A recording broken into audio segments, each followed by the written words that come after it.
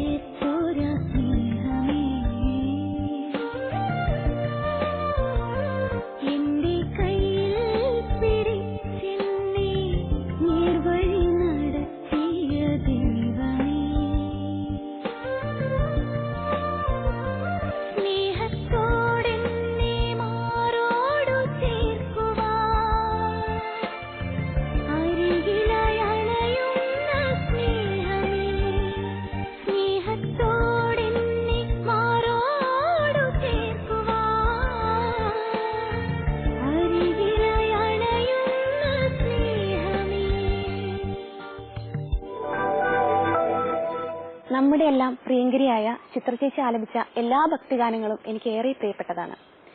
പൈതലാം യേശുവേ, നിങ്ങൾക്കെല്ലാം അറിയാവുന്ന ഗാനമാണിത്.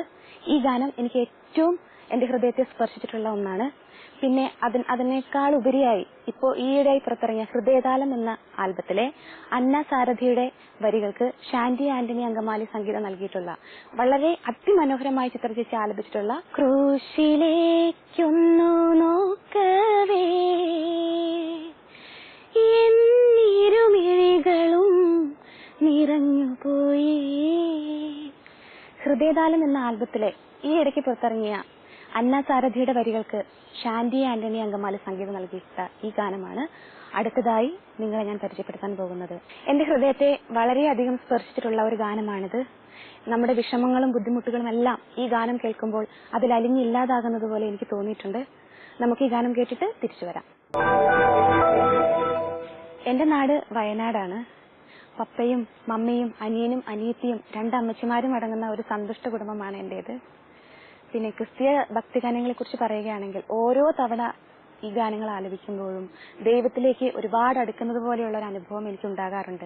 ക്രിസ്തീയ ഭക്തിഗാനങ്ങൾ മാത്രമല്ല, മറ്റ് ഗാനങ്ങളും ഞാൻ ആലപിച്ചിട്ടുണ്ട്. എങ്കിൽ പോലും നമ്മുടെ ക്രിസ്തീയ ഭക്തിഗാനങ്ങൾ പാടുമ്പോൾ കിട്ടുന്ന ഒരു സുഖം, സന്തോഷവും ഒരിക്കലും പറഞ്ഞറിയിക്കാൻ പറ്റാത്തതാണ്.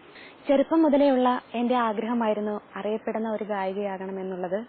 ദൈവത്തിന്റെ അനുഗ്രഹം കൊണ്ട് ഇന്ന് ഞാൻ നിങ്ങളുടെ മുമ്പിൽ ഇങ്ങനെ നിൽക്കുവാൻ കാരണം തീർച്ചയായിട്ടും ദൈവത്തോടുള്ള എന്റെ അടുപ്പവും പ്രാർത്ഥനയുമാണ്. അങ്ങനെ പറയുമ്പോൾ എന്റെ മനസ്സിലേക്ക് വരുന്ന ഒരു ഗാനമാണ് അടുത്തതായി ഞാൻ പറയുന്നത്. മരക്കുരിശേ തിരുക്കുരിശേ കാൽവരി മലയിലെ പൊൻകുരിശേ. തിരുക്കുരിശ് നമ്മുടെ എല്ലാവരുടെയും ജീവിതത്തിൽ വളരെ പ്രാധാന്യമേറിയതാണ്. നമ്മുടെ ഓരോ വിഷമഘട്ടങ്ങളിലും നമ്മൾ ദൈവത്തോട് മനസ്സറിഞ്ഞ് പ്രാർത്ഥിക്കുമ്പോൾ നമ്മുടെ പ്രാർത്ഥന ദൈവം കേൾക്കും എന്നുള്ളതിൽ 100% സത്യമാണ്. അതിന്റെ ഒരു അനുഭവത്തിന്റെ വെളിച്ചത്തിലാണ് ഞാൻ പറയുന്നതും. മരക്കുരിശ് എന്ന ഹൃദയസ്പർശിയായ ഈ ഗാനം കേട്ടിട്ട് നമുക്ക് തിരിച്ചു വരാം.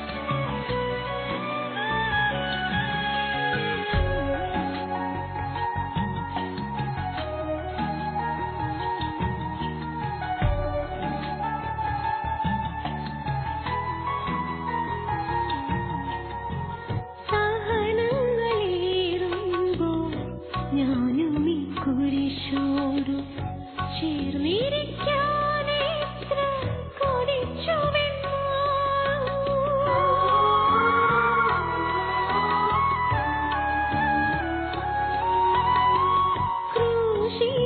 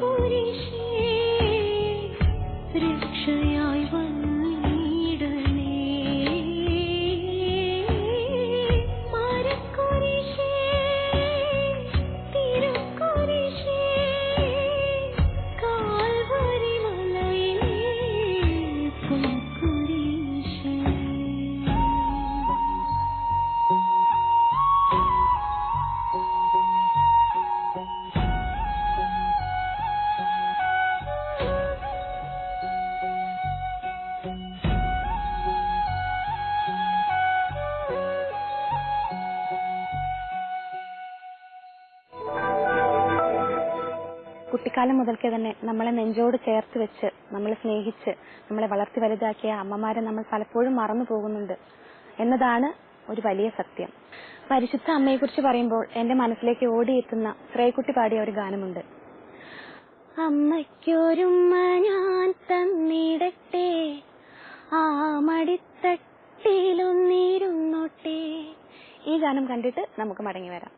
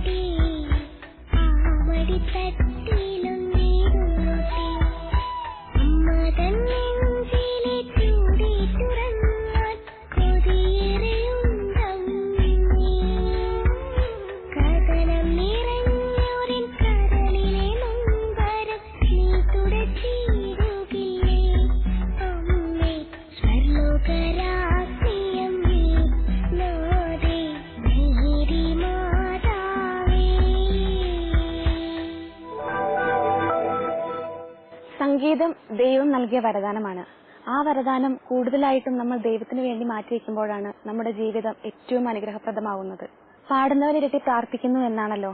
തീർച്ചയായിട്ടും നമ്മുടെ ദുഃഖഘട്ടങ്ങളിൽ മാത്രമല്ല, നമ്മുടെ സന്തോഷഘട്ടങ്ങളിലും നമ്മളെല്ലാവരും ദൈവത്തെ കൂടുതലായി ചേർത്ത് വെക്കണം, ദൈവത്തിനോട് പ്രാർത്ഥിക്കണം, ദൈവത്തിന് നന്ദി പറയണം. എന്റെ ഇഷ്ടഗാനങ്ങളിൽ കുറച്ചൊക്കെ നിങ്ങൾ കണ്ടു. ഇനിയും ഒരുപാട് നല്ല ഗാനങ്ങളുണ്ട്. ഇനിയൊരവസരത്തിൽ നമുക്ക് വീണ്ടും കാണാം. എന്നെ ഇതുവരെ കണ്ടുകൊണ്ടിരുന്ന എന്റെ എല്ലാ പ്രേക്ഷകർക്കും എന്റെ ഹൃദയം നിറഞ്ഞ നന്ദി, നമസ്കാരം. എന്റെ കണ്ണീർ തുടച്ചെന്നെ നെഞ്ചോടു ചേർത്ത്